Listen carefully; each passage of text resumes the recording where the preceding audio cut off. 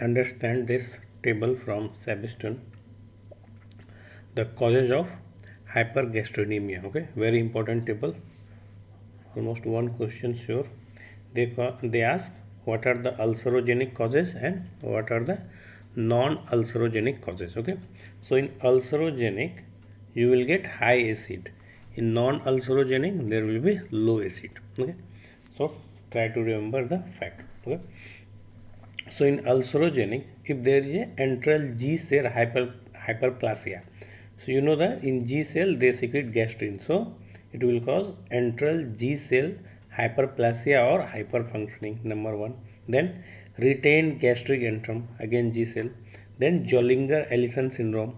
Okay, no issue.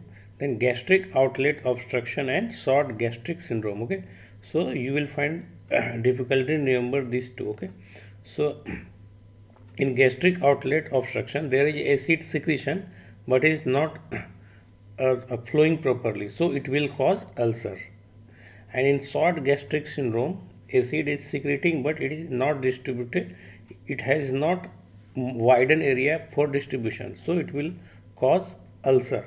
Okay, so acid accumulated at one place and causes ulcer, remember like that. Okay, so in gastric outlet obstruction and short gastric syndrome, these are also causes of ulcerogenic causes of hypergastrinemia. Okay, okay, now come to non-ulcerogenic causes. Okay, so all this will lead to decrease in acid secretion like anti-secretory agent, then atrophic gastritis, pernicious anemia, acid reducing procedure, okay, like vagotomy, then gastric cancer and chronic renal failure. Okay, so till here everything you can remember.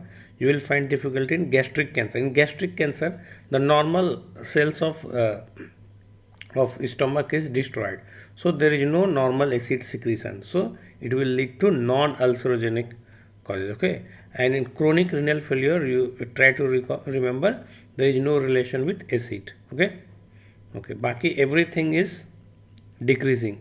Okay, here maximum things are increasing. Okay, okay, like anti-secreting agent like PPI, decrease acid, atrophic gastritis, pernicious anemia.